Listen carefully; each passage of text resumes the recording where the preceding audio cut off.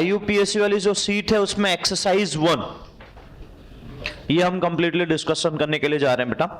तो फर्स्ट में अब देखो, हाँ पहले थोड़ा सा बता दूं, इस सीट में कुछ चीजें ऐसी भी मैंने इंक्लूड की हुई हैं जो आगे जाके आपको काम आने वाली हैं। जैसे इसमें एक आध दो चीजें आपको ऐसी मिलेंगी जो नेक्स्ट सीट में, रेजोनेंस वाली सीट में आपको दिखेंगे, आप देखिएगा। इसलिए बेटा वो चीजों का इंक्लूड किया है, वो धीरे धीरे आपके आगे पार्ट में आते हुए दिखेंगे आपको। ऐसा नहीं कि बेटा इनमें जो चीजें मेंशन की है, हाँ अब ये बात है कि बेटा सब जगह सब चीजें एक जगह मिलना बहुत डिफिकल्ट है, ठीक है। इसलिए क्या है कि बेटा वो क्वेश्चन के भी हाथ में कभी आपको मिल जाएगा, कभी सीट में इन्वॉल्व होते हुए दिखेंगे। ये इसलिए ये चीजें दी जाती हैं बेटा ताकि आपको प्रॉपरली कोई भी चीज आप के आई कांटेक्ट से जो आपको प्रोवाइड की जा रही है वो लैक ना हो। तो इसमें कुछ क्वेश्चन, मतलब एक्सरसाइज 1 की अगर मैं ज्यादा बात करूं बेटा, तो कुछ क्वेश्चन ऐसे होंगे जो ऑब्वियस है कि आपके नए हैं या आपने अभी तक नहीं देखे हैं। तो वो अगर वो नहीं आ रहे हैं तो ऑब्वियस है, उसके लिए तो मैं सामने से कह रहा हूं उसकी चिंता ना करो, वो मैं डिस्कशन कर रहा हूं, ठीक है।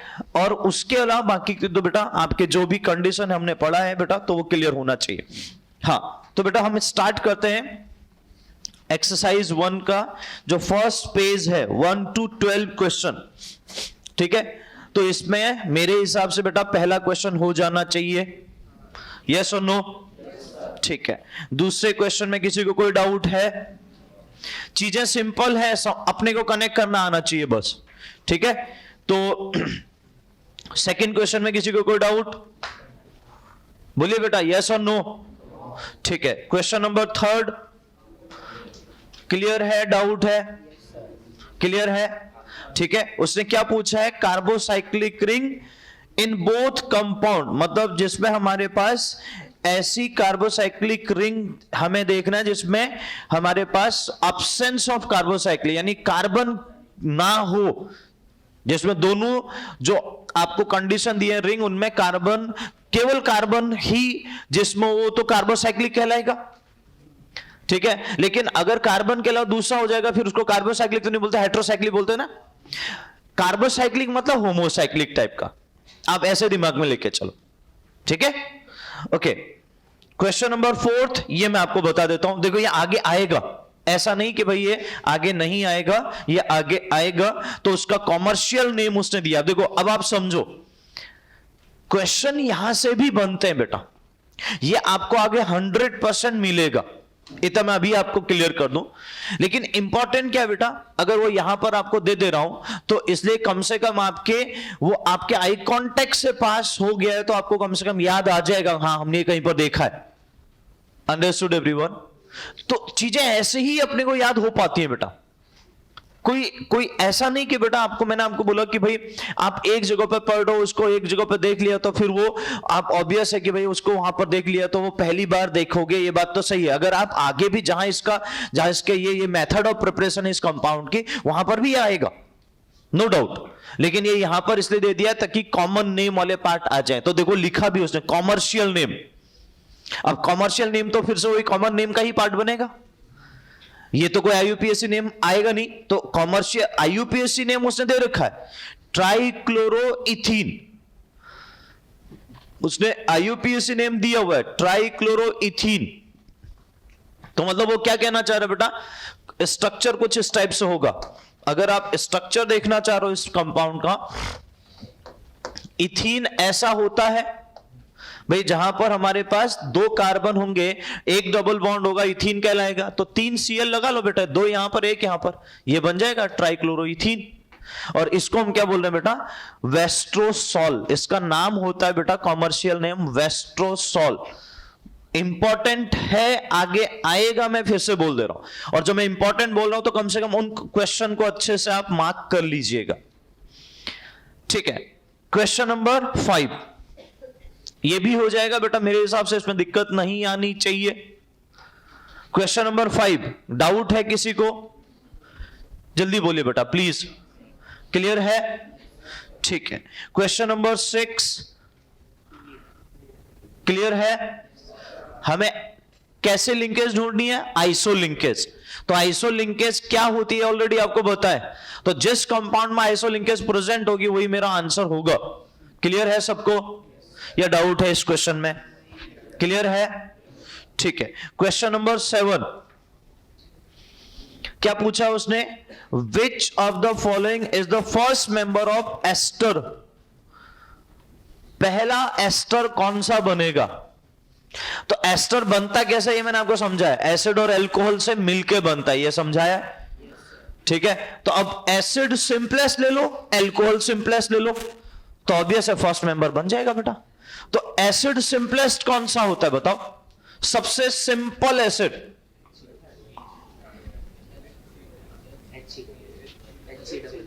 HCOH यानी फॉर्मिक एसिड, अगर मैं उसका कॉमन नेम बोलूं तो, और IUPAC नेम बोलूं तो मिथेनोइक एसिड, हाँ कि ना? तो बेटा उसमें से H को रिप्लेस करके ऑब्वियस है आपको R ही अटैच करना है, और R भी सिंपलेस्ट होना चाहिए। R मतलब सिंपल अल्कोहल अटैच होगा वहां पर, अल्कोहल का जो पार्ट अटैच होगा बेटा वो सिंपलेस्ट होना चाहिए। और सिंपलेस्ट अल्कोहल कौन सा होता है बताइए? Simplest alcohol methanol. तो मिथेनॉल अटैच करके मिथेनॉल का R ग्रुप वहां पर लगा दो बेटा, तो क्या बन जाएगा आपको? IUPAC नेम मिल जाएगा। क्या मेरी बात सब लोग समझे? ठीक है, आई रिपीट कि बेटा अगर आप समझ पा रहे हो तो HCOOH प्लस CH3OH, अब इससे जो बनेगा बेटा वो HCO। अब देखो ये H रिमूव कभी नहीं हो पाएगा, क्योंकि रिमूव होने वाला केवल यही है। अब ऐसा मत करना ये रिमूव कर दो बेटा, फिर तो वो इथेनोइक एसिड बन जाएगा, समझे? ये भी आपको समझा रहेगा, इसलिए ध्यान देना। तो HCOOCH3 ये बन जाएगा ester. That is the simplest alcohol, या फर्स्ट लिखा ना, फर्स्ट मेंबर ऑफ एस्टर। तो फर्स्ट मेंबर एस्टर का ये बनेगा, तो इसका IUPAC नेम लिख लोगे अब? यस और नो? ठीक है। तो नेक्स्ट हमारे पास आता है बेटा क्वेश्चन नंबर 8। क्वेश्चन नंबर 8 बताइए, इसमें डाउट है किसी को? बोलिए। हाँ बेटा बोलो। किसका? फ्यूरान मैं आपको फ्यूरेन आपको पूरा बता देता हूं बेटा। इस तरीके से हमारे पास ये फ्यूरान बोला जाता है, ठीक है? ये फ्यूरान रिंग है, ठीक है। और थायोफीन अगर आपको बोल रहा है बेटा तो वहां एस लगा लो, वहां एस लगा लो, ठीक है। और हां इन सब कंडीशन को ध्यान रखिएगा बेटा, ओके। और अगर फ्यूरेन बोला है तो ये डबल बॉन्ड हटा सकते हो, ठीक है। आगे जाके तो इसमें बहुत सारे चेंजेस आपको मिलेंगे। इस टाइप के स्ट्रक्चर हैं, हेट्रोसाइक्लिक पूछा है। अब फिनॉल में तो कार्बन होता है, सभी में कार्बन होता है, तो हेट्रो तो नहीं कहलाएगा, ठीक है। तो ये तो ऑप्शन गया। अब सी ऑप्शन में भी फिनॉल है और डी ऑप्शन में भी एनिलीन है। अगर आपको स्ट्रक्चर भी नहीं पता तब भी ढूंढ सकते हो। अब एनिलीन क्या होता है ये तो पता ही है, बेंजीन पे NH2 ग्रुप। तो रिंग में जो भी चीजें प्रेजेंट है बेटा, अगर वो केवल कार्बन से है बेटा तो होमोसाइक्लिक कहलाएगा, फिर मैं उसको हेट्रोसाइक्लिक तो नहीं बोल सकता, ठीक है। बाहर से मुझे कोई मतलब नहीं। और फिनॉल क्या है बेटा हमारे पास? OH ग्रुप, तो फिर से ये कहूंगा बेटा कि ये भी होमोसाइक्लिक ही है। समझे कि नहीं समझे? ठीक है, तो ये ध्यान दीजिएगा बेटा। तो उस बेसिस पे बी ऑप्शन आपका आना चाहिए। नेक्स्ट है बेटा हमारे पास 9th क्वेश्चन। ये तो ढूंढ लोगे, इसमें तो दिक्कत नहीं आनी चाहिए, ठीक है। क्वेश्चन नंबर 10 ये मैं आपको बता देता हूं, स्ट्रक्चर अलग अलग कंपाउंड के। सबसे पहले बेटा हमारे पास बात हुई है यहां पर मेसिटाइल ऑक्साइड की। तो मेसिटाइल ऑक्साइड ये होता है बेटा, इसे बोलते हैं मेसिटाइल ऑक्साइड, ठीक है। ये सब कॉमन नेम है, फिर से ध्यान रखना, IUPAC नेम नहीं है। उसके बाद बी ऑप्शन मेसिटाइलिन। मेसिटाइलिन ये होता है बेंजीन पे 3 मिथाइल ग्रुप, लेकिन वो उसके पोजीशन पे, that is known as mesitylene. Maleic acid अगर आपको याद हो, मैलेइक एसिड अगर आपको याद हो तो वो मैंने आपको दिया था, है ना? तो वो हमारे पास CH double bond CH COH COOH और यहां पर COH, ठीक है। और दूसरा लास्ट क्या है, मेलोनिक एसिड, ये भी आपको दिया था ना, ये सब सीट दी थी ना, याद है बेटा। अब वो सीट कम से कम देख लेना, नहीं तो क्या होगा बेटा, बात यही आएगी कि भाई आप लोग अल्टीमेटली फिर वो चीजें को सब भूल जाओगे। कम से कम एसिड जो 2 यहां पर लिखे हैं वो तो क्लियर होने चाहिए, क्योंकि वो सीट में ऑलरेडी दिए होते आपको। क्या सबको क्लियर है ये बात है? ठीक है। Next question number 11, I think ये तो हो जाएगा। जहां पर क्या हो बेटा, एल्कीन और आइंस, मतलब इन भी हो आइन भी हो, ऐसा स्ट्रक्चर हमें ढूंढना है। और वो सिंपलेस्ट होना चाहिए, ये भी बात बोला है। फर्स्ट मेंबर, फर्स्ट मतलब सबसे कम कार्बन वाला, समझे कि नहीं समझे? तो इन भी हो आइन भी हो और सिंपलेस्ट मतलब फर्स्ट मेंबर हो, तो उसके बेसिस पर आपको लेके चलना है। क्लियर हो जाएगा बच्चों? यस और नो? पक्का या बताओ? हो जाएगा, ठीक है। ये तो सीधा सीधा है बेटा। चलिए नेक्स्ट है बेटा हमारे पास, which of the following is a heterocyclic compound, ये तो ढूंढ लोगे, ठीक है। चलिए नेक्स्ट आ जाइए IUPAC में 13 to 21, ठीक है। 19 क्वेश्चन मैं जरूर डिस्कस करूंगा आपके सामने, वो फिर से थोड़ा सा अलग है क्योंकि उसका डिस्कशन अभी तक हमारे सामने नहीं हो रखा है, वो मैं जरूर डिस्कस करूंगा। उसके अलावा बेटा 13 से 21 तक IUPAC में अगर आपको कहीं पर कोई दिक्कत है तो बोल सकते हैं। 19 में डिस्कस करो, 21, हाँ ये स्ट्रक्चर गलत है बेटा, इसको छोड़ दो, ठीक है। मतलब फिर वो IUPAC से देखें तो फिर अलग बात हो जाएगी। अगर आप देख रहे हो स्ट्रक्चर ही गलत वहां पर जो बना है, मतलब मैं आपको कहूंगा कि वो गलत है, तो उसको छोड़ दो, वो जाने दो जी। 20, ठीक है। तो 21 को क्रॉस कर लेना बेटा, ठीक है ना, उसमें कोई टेंशन लेने की जरूरत नहीं है, ठीक है ना। और 20 की बात करें A एंड B, तो इसमें देखिए true statement for the above compound is A is phenol. A phenol तो दिख ही नहीं रहा बेटा क्योंकि बेंजीन नहीं है, तो ये गलत हो जाएगा पहले ऑप्शन, ठीक है। Both A and B are primary alcohol, नहीं, मुझे देखो A वाला प्राइमरी नहीं है, A वाला सेकेंडरी है क्योंकि कार्बन 2 डिग्री है, तो ये भी गलत हो जाएगा। C option, A is primary and B is secondary alcohol, ये भी गलत हो जाएगा क्योंकि B प्राइमरी है, हाँ के ना, ठीक है।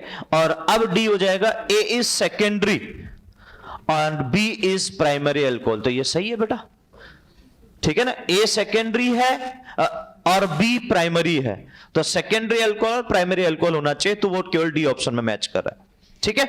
हाँ, उसके अलावा बेटा 18 तक और कोई क्वेश्चन? 13 से 18, ठीक। 18 IUPAC name of acetyl acetone, तो एसिटाइल एसीटोन क्या होता है बेटा?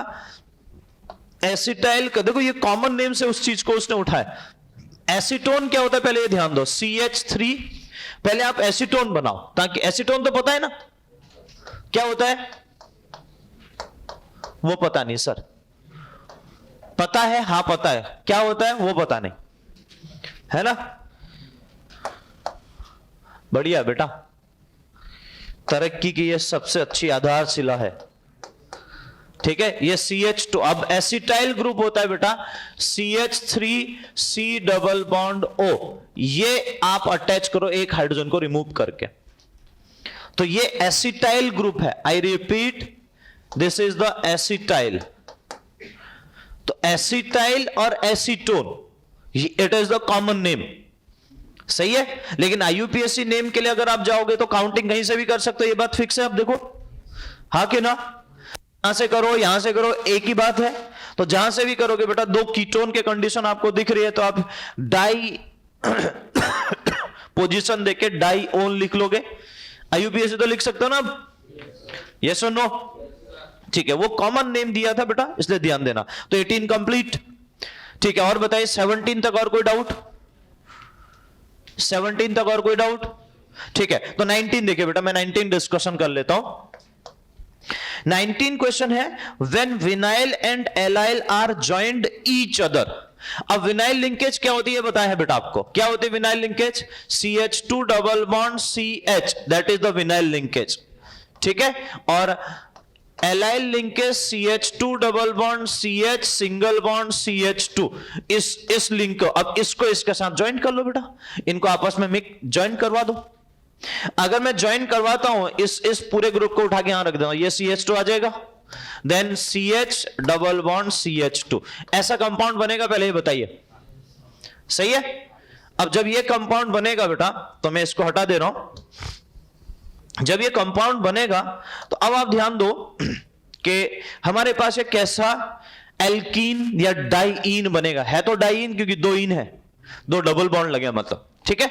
तो अब बस मैं यहां पर आपको बताना चाह रहा हूं बेटा, सबसे पहले ऑप्शन देख लीजिए, फिर हम लास्ट में उसको चेक कर लेंगे। कॉन्जुगेटेड डाइन, कॉन्जुगेटेड का मतलब कॉन्जुगेट सिस्टम जो हमने पढ़ा है, याद करो, और क्या पढ़ा है? अल्टरनेट पोजीशन पे डबल बॉन्ड, ठीक है ना। तो क्या हो जाएगा बेटा? ऐसा बन जाएगा, ये कॉन्जुगेट डाइन बन गया बेटा। अब आपको ये जो नाम दिया उनको सीख लो, ताकि आगे जाके आपको जहां पर भी ये मिले आप अच्छे से कर पाओ। आई रिपीट, कॉन्जुगेट अगर आपको लिखा है, कॉन्जुगेट डाइन लिखा है, तो इसका मतलब क्या है बेटा? हमारे पास अल्टरनेट पोजीशन पे डबल बॉन्ड, ये कॉन्जुगेट की बात करा। याद करो, हम बोला था ना ये कॉन्जुगेट सिस्टम है, तो ये कॉन्जुगेट डाइन इसी वजह से बोला भी जाता है। क्या मेरी बात सबको समझ में आई? ठीक है। दूसरा यहां पर बात आ रही है बेटा, B option, cumulative alkadiene. Cumulative का मतलब होता है बेटा हमारे पास, अगर हम बात करें तो कार्बन डबल बॉन्ड कंटिन्यूअस होना, कंटिन्यूअस कार्बन डबल बॉन्ड का आना। यानी देखो, अगर आप ध्यान दे पा रहे हो अच्छे से, तो ये कंटिन्यूअस डबल बॉन्ड आ रहे हैं। अगर ऐसा सिचुएशन होता है तो उसको हम क्या बोलते हैं? क्यूमुलेटिव, या इसको एलीन सिस्टम भी बोला जाता है। आप क्यूमुलेटिव लिखो, क्यूमुलेटिव, या और करके बेटा एलीन सिस्टम, एलीन भी बोला जाता है। कंटिन्यूअस डबल बॉन्ड आए तो उसको क्यूमुलेटिव या एलीन सिस्टम नाम दिया जाता है। ये दोनों एक ही हैं, तो बी और डी एक ही हो जाएगा बेटा, क्योंकि डी में उसने एलीन लिख दिया। क्या मेरी बात सबको समझ में आ रही? ठीक है। अब बात करते हैं बेटा आइसोलेटेड। आइसोलेटेड मतलब, अब मैं अगर सिंपली आपको ये बोलूं, ना वो कॉन्जुगेटेड हो ना वो क्यूमुलेटिव हो, ना वो कॉन्जुगेटेड हो ना वो क्यूमुलेटिव हो या एलीन सिस्टम हो, तो उसके अलावा जो एल्कीन होगा बेटा वो क्या कहलाएगा? आइसोलेटेड। आई रिपीट, ना वो कॉन्जुगेटेड डाइन हो ना वो क्यूमुलेटिव। अब कॉन्जुगेटेड क्या है, क्यूमुलेटिव क्या है, ये समझ गए? कॉन्जुगेटेड में क्या होता है? अल्टरनेट पोजीशन पर डबल बॉन्ड होना चाहिए, मतलब double bond, single bond, double bond, सही है। उसे हम क्या बोलेंगे? कॉन्जुगेटेड डाइन, ठीक है। और अगर मैं आपसे क्यूमुलेटिव पूछूं तो आप क्या कहते हो? क्यूमुलेटिव और एलीन सिस्टम एक ही होता है, यानी उसको हम क्या बोलते हैं? Continuous double bond. अब मैं क्या कह रहा हूं बेटा, अगर मुझे आइसोलेटेड बनाना है तो इन दोनों का पार्ट नहीं होना, ये दोनों नहीं होने चाहिए, तभी आइसोलेटेड होगा। तो आइसोलेटेड में ना कॉन्जुगेट दिखे ना हमारे पास क्यूमुलेटिव दिखे, तो ऐसे सिस्टम को हम क्या बोलेंगे? आइसोलेटेड। अगर आप देख रहे हो बेटा, ये वही कंडीशन है, सही है कि नहीं है? ये वही कंडीशन है। सो आइसोलेटेड अगर हम बात करें बेटा, तो आइसोलेटेड में आप देखो बेटा, ना ये कॉन्जुगेशन में है डबल बॉन्ड, ना कंटिन्यूअस है, तो ऑब्वियस है बेटा ऐसे एल्कीन को या ऐसे डाइईन को हम क्या बोलते हैं? Isolated. Is that clear everyone? मतलब एक टाइप से वो सबसे अलग होगा, समझे? ठीक है। क्या इतनी बात कनेक्ट हुई? तो बेटा हमारे पास अगर हमसे पूछा जाए कि एलाइल और विनाइल लिंकेज को अगर हम कनेक्ट करते हैं तो हमारे पास हमें क्या मिलता है, तो हम कहेंगे आइसोलेटेड डाइईन मिलेगा। Is that clear? कनेक्ट हुई मेरी बात? ठीक है, चलिए, तो ये 21 तक यहां तक कंप्लीट बेटा। आगे मूव करते हैं 22 में भी थोड़ा मिस्टेक है, ठीक है। मैं स्ट्रक्चर एक बना दे रहा हूं, अगर उससे मैच करता है तो करेंगे, नहीं करेगा तो छोड़ देंगे बेटा यहां पर भी, क्योंकि अगर मिस प्रिंट है तो फिर मैं ज्यादा उसमें दिमाग नहीं लगाने वाला हूं, क्योंकि भाई जब मिस प्रिंट ही है तो बेटा अपन उसमें ज्यादा सोच नहीं पाएंगे। तो कंडीशन ये बेटा, स्ट्रक्चर कुछ इस तरीके से है। पहला अगर आप ध्यान दे रहे हैं, ये कार्बन है, जो कार्बन, केवल कार्बन लिखा है, इसमें हमारे पास दो ग्रुप बनाए हैं, CH CH3 CH3, ऐसा एक ग्रुप है, ऐसा ही दूसरा ग्रुप भी है, CH CH3 CH3, यानी आइसोप्रोपाइल ग्रुप जुड़ा है मैं कह सकता हूं। फिर उसके ऊपर बेटा हमारे पास यहां पर CH2 CH3, तो ये कार्बन के 3 बॉन्ड बन चुके हैं, चौथा बॉन्ड आगे कार्बन के साथ होगा, तो ये कार्बन के साथ चौथा बॉन्ड है बेटा, ठीक है ना, ये चौथा बॉन्ड है, और इस पे 2 मिथाइल ग्रुप होने चाहिए, जबकि वहां दिख एक रहा है मेरे हिसाब से, क्योंकि वहां पर कार्बन ही लिखा है, तो फिर 2 मिथाइल होने चाहिए। नेक्स्ट आपको जो, हाँ वही मैं भी कह रहा हूं, अगर डबल बॉन्ड है तो फिर यहां पर ना, तो फिर एक ही मिथाइल ग्रुप होगा, है ना, तो फिर वो डबल बॉन्ड को देखना बेटा। अब यही है कि बेटा वहां मिस प्रिंट दिया है, तो फिर तो मैंने तो जो मुझे कनेक्ट हुआ, क्योंकि मेरा आंसर तो मैच कर नहीं रहा था बेटा, जो मुझे कनेक्ट हुआ वो मैं लिखते गया, तो ये सी आ जाएगा। फिर अगर ये सी आएगा बेटा, यहां पर 2 आपके इथाइल ग्रुप भी है ना, तो फिर ये मैच कर जाएगा बेटा, ET एंड ET। अब बना सकते हो आईयूपी से, अब तो बना लोगे, काउंटिंग तो अब सीधा सीधा यहीं से होनी है, ये अलग सिचुएशन है, तो यहां से लॉन्गेस्ट चेन, मतलब यहां से ये ET ग्रुप से स्टार्ट हो गए, 1 2 3 4 5 इस तरीके से, डन, ठीक है, तो सब काउंटिंग होगा तो वो कर लीजिएगा, डन, ठीक है। नेक्स्ट है बेटा हमारे पास बाकी, अब बताइए 22 से लेके 22 बता दिया, चलो 23 से लेके 31 तक किसी में कोई दिक्कत है तो प्लीज वो बोल सकते हैं। 28, एक मिनट, हम 28 डिस्कस कर लेते हैं। उसने लिखा है बेटा कि 28 क्वेश्चन है, C3H6Br2 can show 2 gem dibromide. अब जेम विसिनल, जेमिनल विसिनल आपको समझा है, जेम डाइहैलाइड क्या होता है, बोलो क्या हुआ, हाँ बोलना, बोल बोल, एक कार्बन पे 2 हेलोजन ग्रुप तो जेम डाइहैलाइड, और 2 आजू बाजू वाले कार्बन पे 2 हेलोजन विसिनल डाइहैलाइड, याद है ना सबको, ठीक है। अब जेम डाइहैलाइड पूछ रहा है बेटा, तो स्ट्रक्चर बना लो ना यार, किसने पूछा है डाउट, किसने पूछा है, अरे जिसने पूछा हाथ खड़े कर ले बेटा, हाँ तो बेटा स्ट्रक्चर बना लेगा ना भाई। अगर सपोज जेम पूछा है, 2 जेम पूछा है, 2 स्ट्रक्चर बनेंगे जेम डाइहैलाइड के, तो आप पहले 3 कार्बन बना लो, तो अगर मैं यहां पर 2 Br लगा लूं तो एक स्ट्रक्चर ये बन सकता है, और अगर बेटा मैं ये करूं कि बीच वाले कार्बन पे लगाऊं एक दूसरे टाइप का, ये भी स्ट्रक्चर पॉसिबल है, तो पॉसिबिलिटी दिख रही है। दूसरा हमारे पास बेटा 3 विसिनल डाइब्रोमाइड, क्या 3 विक बनेंगे, नहीं बनेंगे, क्यों, क्योंकि आजू बाजू में लगाओगे, या तो यहां लगा सकते हो या यहां लगा सकते हो, सही है, एक ही बनेगा, ठीक है। उसके बाद बेटा 2 टर्ट टर्सरी डाइब्रोमो, अब टर्सरी लिखा है, टर्सरी जो कार्बन बन ही नहीं सकता है, तो टर्सरी 3 डिग्री होने के लिए कार्बन को कम से कम 4 कार्बन चाहिए। अगर 3 डिग्री बनाओगे कार्बन को बेटा, कितने कार्बन चाहिए आप बताइए मुझे, 4 ना, और 4 तो मेरे पास कार्बन ही नहीं है। अगर मैं यहां पर ब्रोमीन अटैच करता हूं तो ये कार्बन कार्बन कार्बन कितने हो गए,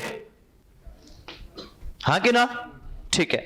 ऐसे 2 सेकेंडरी डाइब्रोमो एल्केन, तो 2 सेकेंडरी 2 डिग्री, ठीक है, 2 डिग्री वाले कंडीशन होनी चाहिए, तो वो चेक कर लो बेटा, बस उसके बेस पे पता चल जाएगा, समझ जाएगा भाई, पक्का, बताना तो नहीं है, बता देता हूं नहीं तो, ठीक है, वैसे मैंने मैक्सिमम बता दिया, फिर भी ठीक है ना, ऐसे कनेक्ट हो जाना चाहिए। चलिए 28 और 28 तक और किसी को कोई डाउट, तो 31 ना, ठीक है। 31 में IUPAC नाम of the compound of the BrClCl, वो I है बेटा, ठीक है, ये कार्बन है, इस पे Br लगा है, इस पे Cl लगा है, इस पे I लगा है, और फिर उसके बाद दूसरे कार्बन में 3 फ्लोरीन है, ऐसा स्ट्रक्चर है। अब हो जाएगा, ठीक है, ओके, हाँ कंप्लीट यहां तक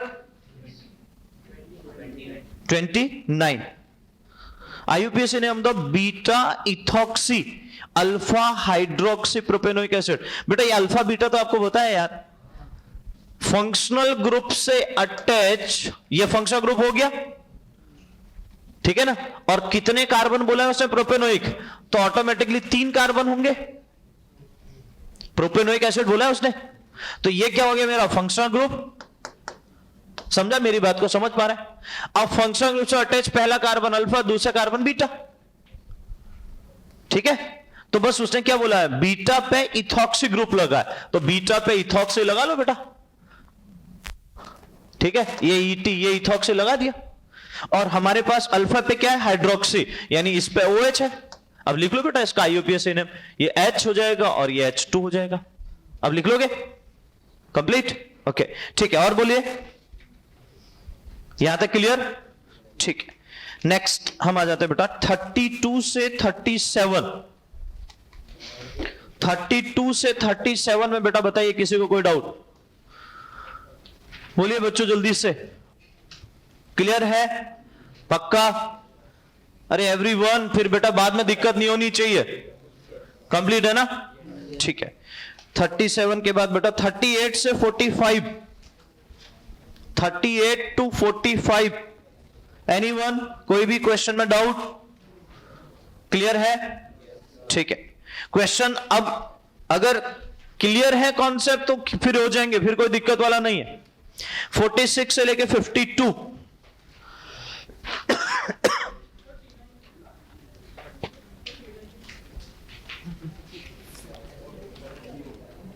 बेटा मैं इसलिए बार बार कहता हूं कि भाई अपने क्वेश्चन को मार्क करके रखो, सीट तेरी है ना तेरे पास, तो मार्क करके रखना यार बेटा, ठीक है। 39 question, the IUPAC name of the compound, तो यहां पर क्या दिया है, CH3C डबल बॉन्ड O, यानी ये कीटोन हो गया, फिर आगे CHO भी दिया है। अब सबसे बड़ी बात यह बेटा कि प्रायोरिटी किसको देंगे, CHO को, कीटोन को, CHO को, तो काउंटिंग वहीं से होगी, यानी 1 फिर 2। अब बेटा कीटोन के डायरेक्शन में जाऊंगा क्योंकि वो भी फंक्शनल ग्रुप है, हाँ कि ना, तो काउंटिंग कैसे हो जाएगी बेटा, इधर CHO दिया है, यहां से स्टार्ट करो, अगर आपने प्रायोरिटी दी तो इधर चले जाओगे, CH, C double bond O, इधर ऐसा लिखा है CH3, और यहां पर हमारे पास CH3 लिखा है, और यहां पर CH, CH3 और CH3। यहां आइसोप्रोपाइल ग्रुप तो नहीं लिखा है, हाँ लिखा है, ऑप्शन में वही दिख रहा, ठीक है ना, आइसोप्रोपाइल लिखा है, ठीक है। तो इस ग्रुप को आइसोप्रोपाइल लिख सकते हो बेटा। अब मैंने क्या बोला था, बार बार मैं आपको ये समझाना चाह रहा था, ये डिसाइड करोगे ऑप्शन के अकॉर्डिंग। मैं ये नहीं कह रहा हूं कि IUPAC नेम गलत है या एकदम सही है, IUPAC ने जब चेंज किए रूल तो उसके बेसिस पे उसने सब काउंटिंग बताया था जो हमने करी भी थी, यस और नो। लेकिन अब यहां पर ऑप्शन में सब काउंटिंग वाला पार्ट ही नहीं है, तो सीधे सीधे फिर मैं उसको आइसोप्रोपाइल लिख सकता हूं ना बेटा, समझे कि नहीं समझे? तो उस बेसिस पर आप कंप्लीटली डिसाइड कर सकते हो, भाई समझ में आ जाएगा।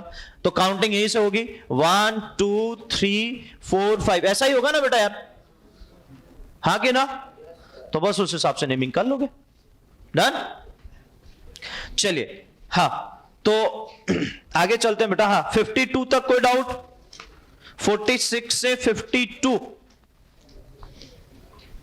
46 टू 52, एनी डाउट, कंप्लीट, अरे कंप्लीट, ठीक है।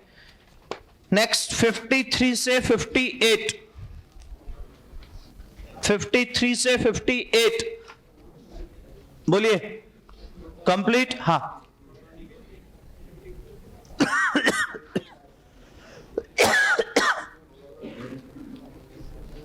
क्रोटोनिक एसिड बेटा बी वाला ये दिया है आपको यार वो सीट में बेटा, वो जो सीट में उसमें भी ये लिखा होगा बी ऑप्शन, ठीक है। हाँ और बोलो,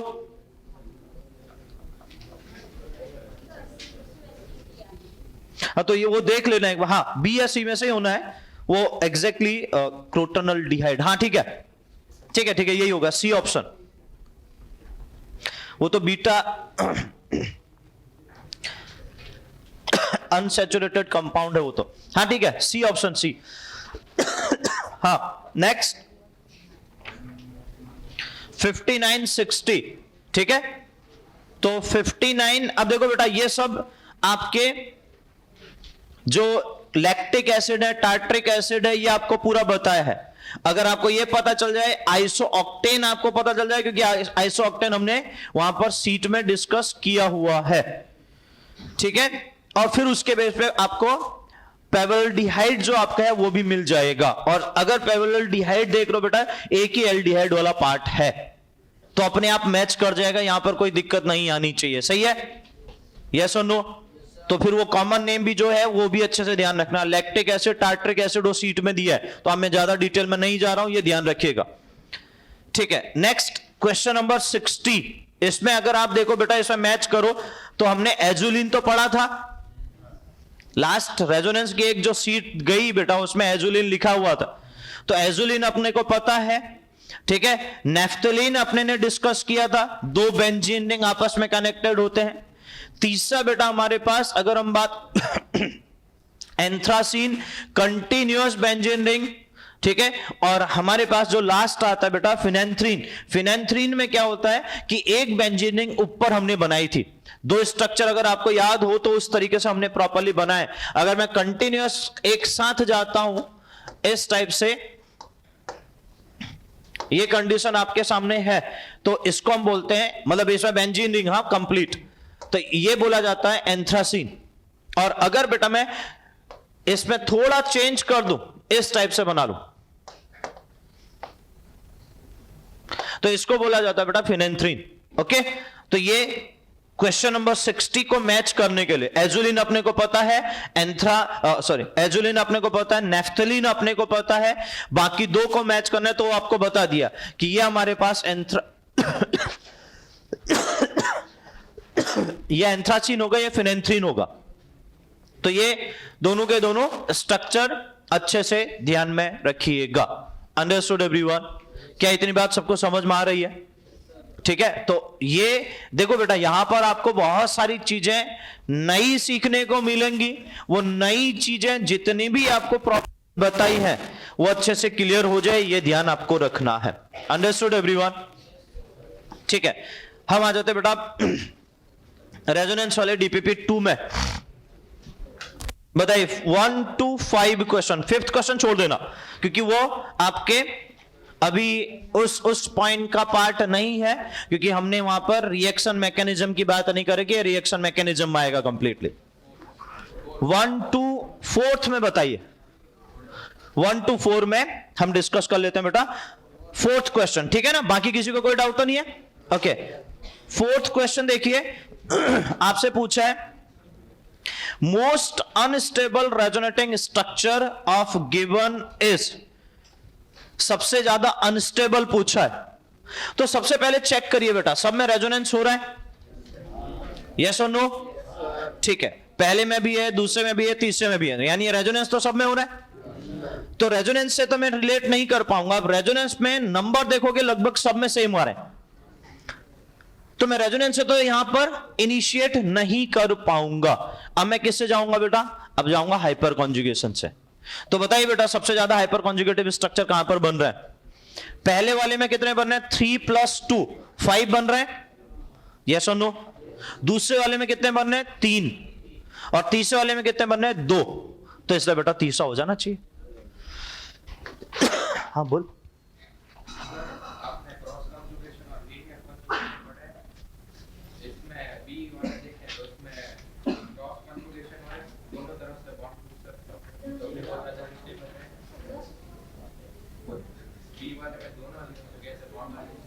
बेटा प्लीज यार, अपन डिस्कशन ही कर रहे हैं ना, शायद वो भी कुछ अच्छी बातें पूछ रहा है, सुन ले उसको भी।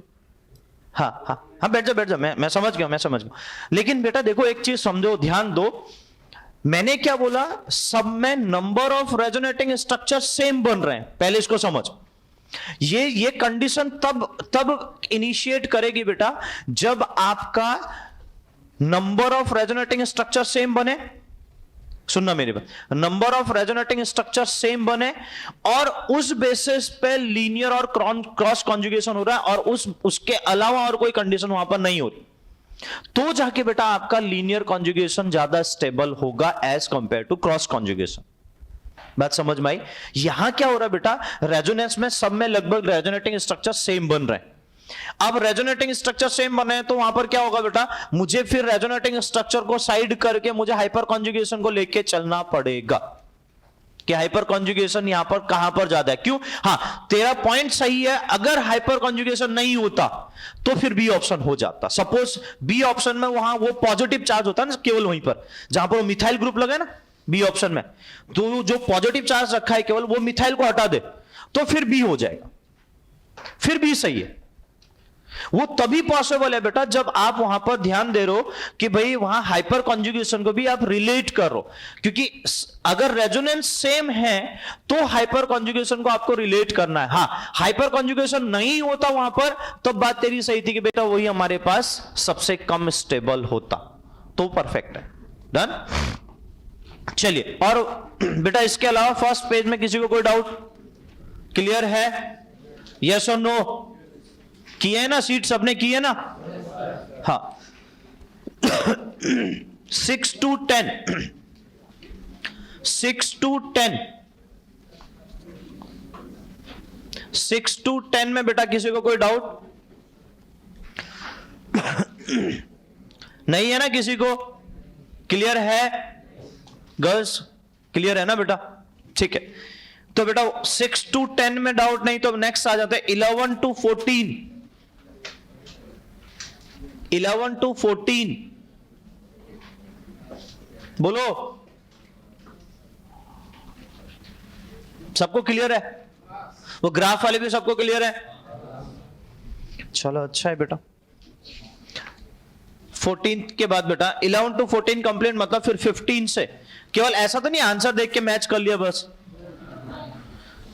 मतलब फिर देखो बेटा आप ऐसे क्वेश्चन देखो, अब एक चीज ध्यान रखना, ऐसे क्वेश्चन आप पूछ नहीं रहे हो, मतलब ये क्वेश्चन ऐसे हैं जो ऑब्वियस है कि अच्छे हैं, अगर आप पूछ नहीं रहे हो बेटा तो फिर ये ध्यान रखना कि पेपर में क्वेश्चन गलत हो तो किसी को नहीं छोड़ूंगा, ये भी ध्यान रखना, ठीक है ना? क्योंकि ऐसा नहीं होना चाहिए कि भाई यहां कोई डाउट नहीं है लेकिन पेपर में डाउट आ जाता, क्योंकि पेपर कुछ अलग दुनिया से नहीं आ रहा बेटा, ठीक है ना? वो सब वैरायटी आप यहां पर कंप्लीट कर रहे हो, और अगर डाउट नहीं है, आपको क्लियर है, तो फिर बेटा पेपर में वो क्वेश्चन सही होने चाहिए, ध्यान रखना। समझे कि नहीं समझे? ठीक है, क्वेश्चन नंबर 15 to 17। 15 to 17 बोलो। नहीं? अरे हां के ना? किसी को नहीं है? सबको आता है? अब तो मुझे डाउट हो रहा बेटा कि सीट इजी है या तुम लोगों ने इसको इजी बना रखा जबरदस्ती। सीट इजी है ना, क्योंकि आ रहे हैं ना क्वेश्चन।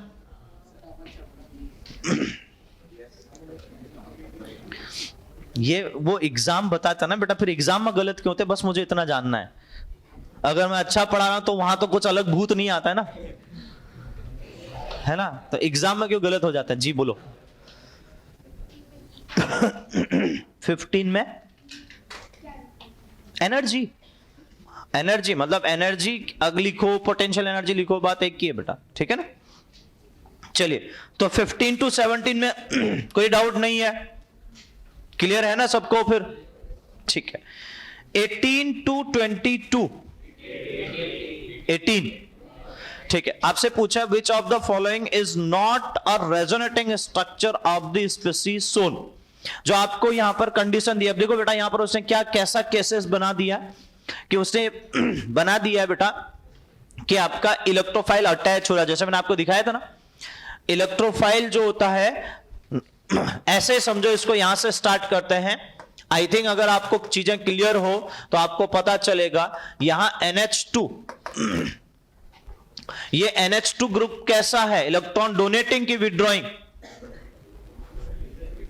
बोलो, विड्रॉइंग। NO2 ग्रुप कैसा है बेटा? लॉन पेयर लिखा है यार, फिर भी आप विड्रॉइंग विड्रॉइंग बोल रहे हो यार, हद है। थोड़ा तो ध्यान दो, मतलब कि भाई हम डोनेटिंग बोल रहे हैं, विड्रॉइंग बोल रहे हैं, किस तरीके से पहचानना है? आपके सामने सब कुछ लिखा है यार। और आप अगर माइनस आई देख रहे हो पहले, तो फिर से पागलपंती करना स्टार्ट कर चुके हो, तो ध्यान देखो, फिर अपने आप चीजें गलत हो जाएंगी। आपको बोला है पहले कॉन्जुगेशन का पार्ट है, तो बेटा पहले आपको एम इफेक्ट देखना है। अब इसी इतना ही नहीं पता चल रहा है तो बेटा फिर आगे कैसे डिस्कशन होगा? तो ये डोनेट करेगा तो यहां नेगेटिव चार्ज आएगा, हाँ कि ना? जब ये बॉन्ड इधर टूटेगा तो ये ऑर्थो एंड पैरा पोजीशन पे क्या करेगा बेटा? इलेक्ट्रॉन डेंसिटी को क्या करेगा? मैंने आपको बोल रखा है बार बार कि सबने ठेका लेना चाहिए अपना अपना, कि हम भी बोलेंगे, लेकिन बेटा दो चार लोगों के बोलने से काम नहीं होने वाला, ठीक है ना? तो इलेक्ट्रॉन डेंसिटी कहां बढ़ा रहे? ऑर्थो एंड पैरा पोजीशन पे। कहां पर बढ़ाएगा? ऑर्थो एंड पैरा पोजीशन पे। अगर electron density ortho and para position पे बढ़ा रहा है बेटा, तो वहां पर कौन सा पार्ट जाके अटैच होना चाहेगा? कौन सा पार्ट अटैच होना चाहेगा? कौन सा? कैसा आदमी है, ठीक है? कौन सा पार्ट अटैच होना चाहेगा? इलेक्ट्रोफाइल, ठीक है? कौन सा पार्ट अटैच होना चाहेगा? क्यों? क्योंकि इलेक्ट्रोफाइल पे पॉजिटिव चार्ज होता है, तो हम पता है हमें, ठीक है? तो वो इलेक्ट्रोफाइल जाके वहां अटैच होना चाहेगा, सही है? अब ध्यान दो बेटा, जब इलेक्ट्रोफाइल अटैच होगा, अब ऑब्जर्व करिएगा, अब आपको ये चीजें हटा दे रहा हूं। उसने क्या किया है बेटा? ये पता है कि इलेक्ट्रॉन डोनेटिंग है तो इलेक्ट्रॉन ऑर्थोपैरा डायरेक्टर बनेगा, बनेगा कि नहीं बनेगा? तो ऑर्थोपैरा डायरेक्टर बनेगा, तो जैसे ही इलेक्ट्रोफाइल ने यहां से अटैक किया इस पे, तो ये बॉन्ड इधर टूटेगा, हाँ कि ना? जैसे ही ये बॉन्ड टूटेगा तो हमारे पास स्ट्रक्चर कैसा बनेगा बेटा? कुछ इस टाइप से, NH2 इस पे पॉजिटिव चार्ज, ध्यान दो पर, सॉरी NH2 इस पे लॉन पेयर तो है, यहां पर आ जाएगा पॉजिटिव चार्ज। देखो अब रेजोनेंस की कंडीशन मिल गई, लॉन पेयर पॉजिटिव चार्ज, हाँ कि ना? उधर क्या देख रहा है? इधर देखना है। इतना दूर होने के बाद भी वहां पर कनेक्शन बिल्ड रहा है? बेटा करंट इतना दूर से फ्लो हो रहा है तो मैं भी नहीं समझ पा रहा हूं।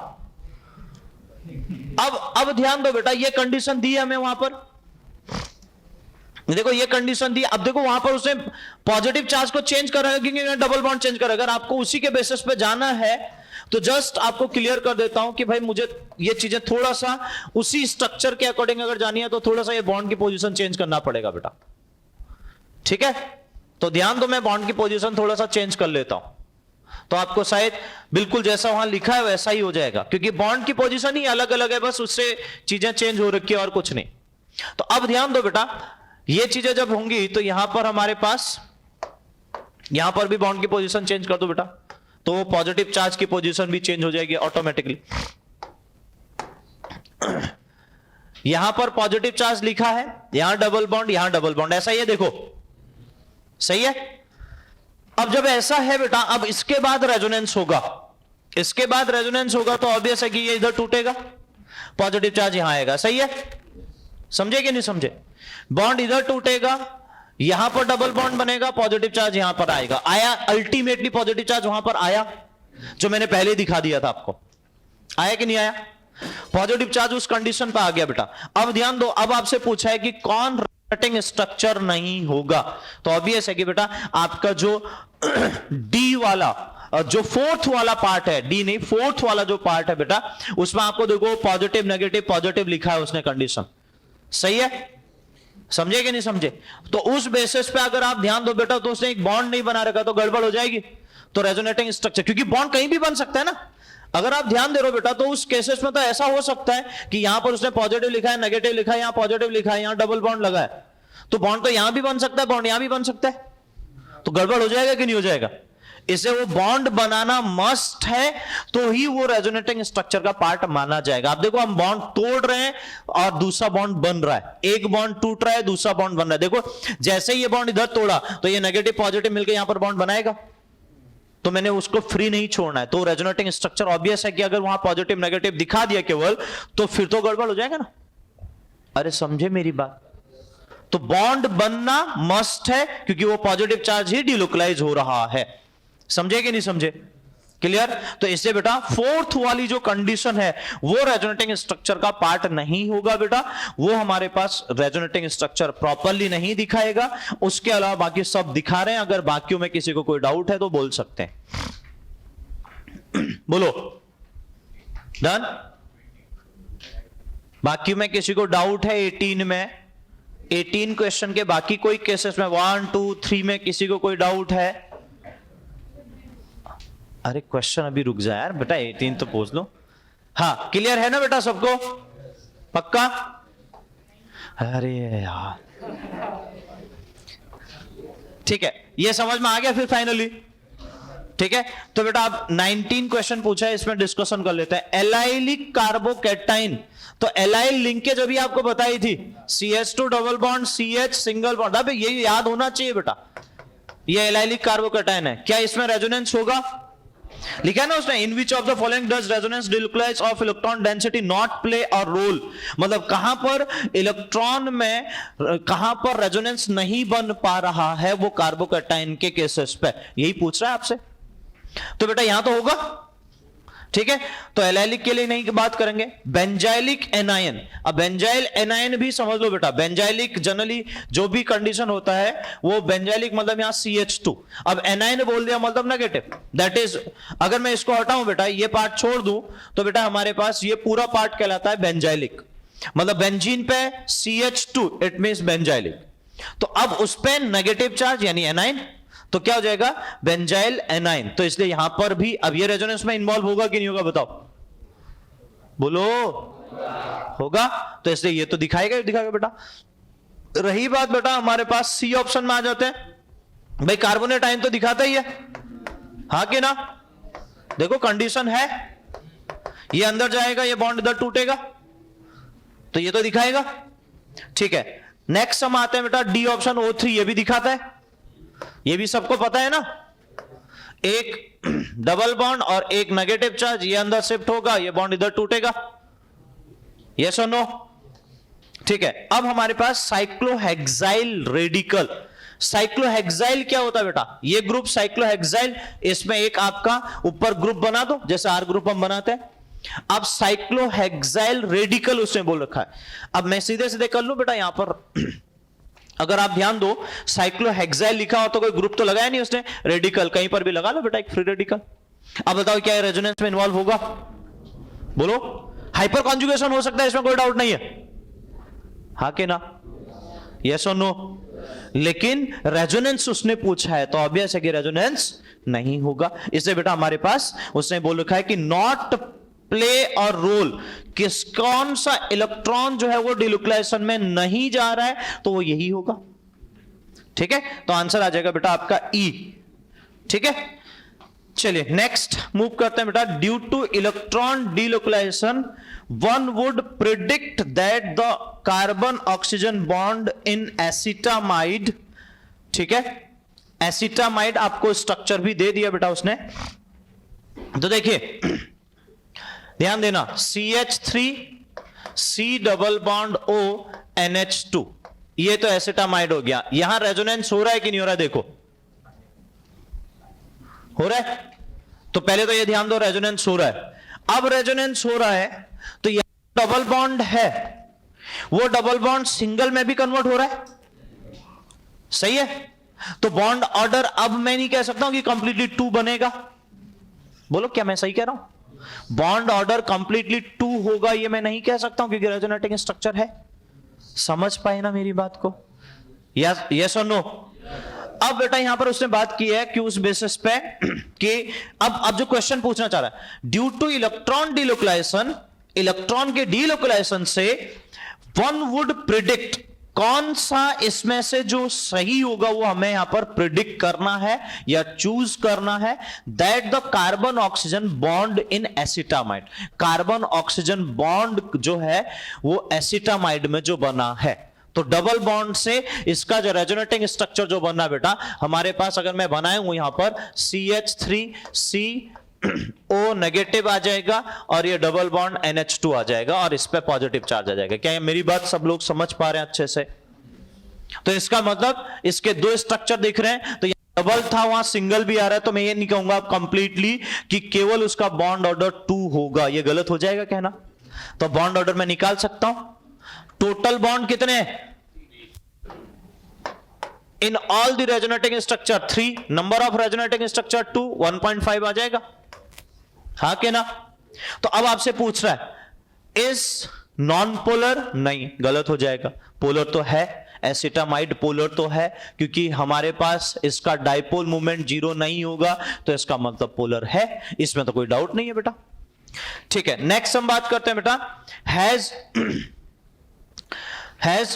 मोर double bond character than the carbon oxygen bond in acetone. भाई एसीटोन में क्या है बेटा, एसीटोन मतलब ये कंडीशन सही है, बताओ जल्दी से।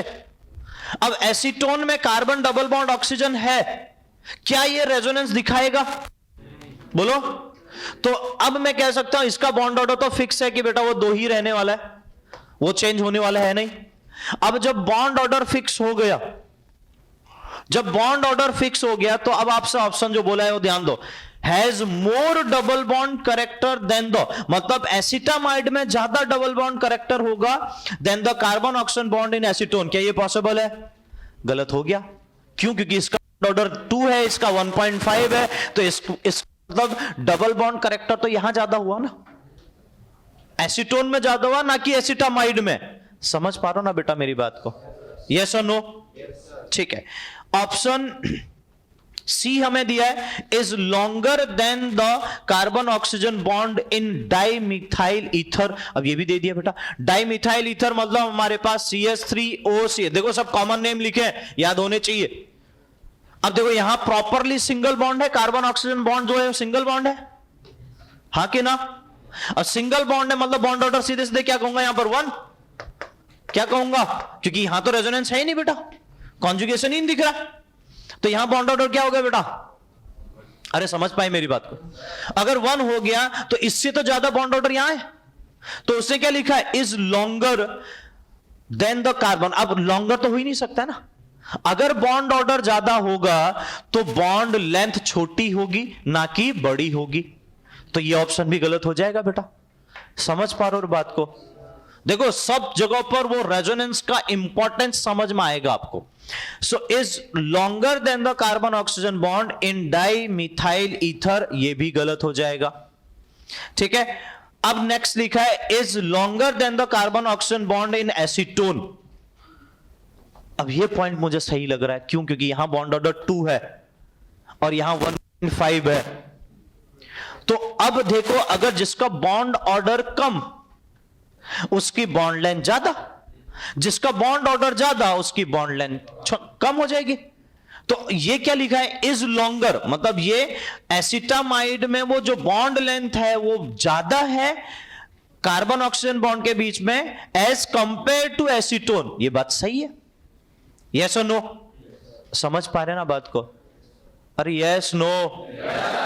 हाँ, नेक्स्ट है बेटा, is formed by the overlapping of sp3 orbital. भाई sp3 कार्बन तो है ही नहीं यहां पर, कार्बन का हाइब्रिडेशन sp2 ही हो रहा है, और ये बात भी फिक्स है बेटा, अगर रेजोनेंस होना है तो sp2 होना मस्ट है, तो E तो कह ही नहीं सकते। तो रही बात बेटा हमारे पास D, तो D ऑप्शन फिर वो सही है यहां पर, तो हमारे पास आंसर D होना चाहिए। Got it everyone? समझे ना? ठीक है, नेक्स्ट 21, 22 डन, क्लियर है सबको? ठीक है, ओके 23 से लेके 28 तक जो क्वेश्चन है बेटा, इसमें बताइए कोई डाउट? 23 to 28, 23 to 28 बोलो, कोई डाउट नहीं? ठीक है, okay 29 to 35, 29 to 35 clear everyone? सबको क्लियर है? और मैं इसलिए आपको कह के जाऊंगा, इसके बाद अगर एक भी क्वेश्चन आपके पेपर के गलत हुए किसी को नहीं छोड़ूंगा, ध्यान रखना, ये बोल रहा हूं स्पेशली। तो 29 से 35 तक कोई दिक्कत नहीं है ना? ठीक है, आगे चलते हैं।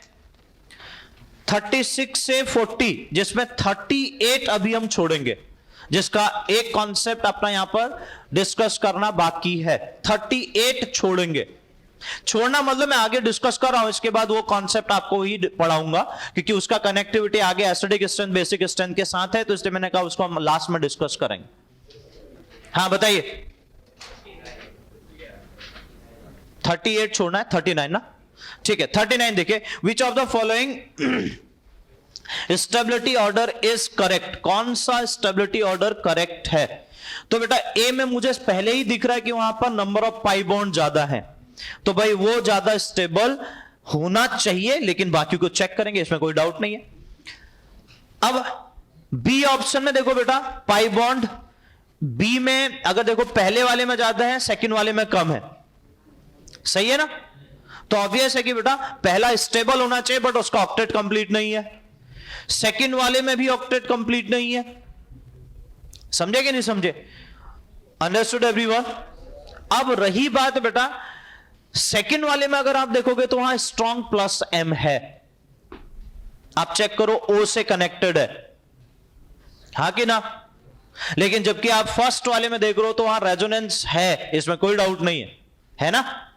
लेकिन वहां पर क्या हो रहा है बेटा, ऑक्टेट फिर भी कंप्लीट नहीं होगा अगर बॉन्ड भी बना दूं तो, जबकि सेकंड वाले में बॉन्ड बनते ही ऑक्टेट कंप्लीट हो जाएगा। अब चेक करो बेटा, यहां पॉजिटिव चार्ज फर्स्ट वाले की, बी वाले में फर्स्ट वाले पार्ट की बात कर रहा हूं, बॉन्ड इधर टूटेगा, बॉन्ड इधर जैसे टूटेगा तो यहां बॉन्ड बन जाएगा। अब बॉन्ड बनेगा फिर भी पॉजिटिव चार्ज यहां आएगा कि नहीं आएगा, बताओ अभी भी? तो ये पॉजिटिव चार्ज शिफ्ट होते रहेगा। लेकिन ध्यान दो बेटा, अगर मैं बात करूं ऐसे केसेस में, यहां लॉन पेयर दिया है उसने, देखो मेंशन भी किया है, तो कह रहा है कि बॉन्ड बनेगा, अगर इसका रेजोनेटिंग स्ट्रक्चर बनाओगे तो यहां बॉन्ड बन जाएगा, तो ये पॉजिटिव चार्ज डिसअपीयर, तो ये ज्यादा स्टेबल होना चाहिए कि नहीं होना चाहिए, बताओ? तो ऑर्डर गलत लिख दिया, हाँ कि ना? हाँ, तो ध्यान रखना। और हमने ये बात करी हुई है ऑलरेडी कि भाई जिसका ऑक्टेट कंप्लीट होगा वो ज्यादा स्टेबल होगा, बोलो हाँ कि ना? तो यहां बॉन्ड बनेगा, रेजोनेटिंग स्ट्रक्चर में बॉन्ड बनेगा तो स्टेबल वही ज्यादा होगा बेटा। और वैसे भी स्ट्रॉन्ग प्लस एम मिल रहा है, ये ध्यान रखना, प्लस एम जो मिल रहा है वो ज्यादा स्टेबल करता है।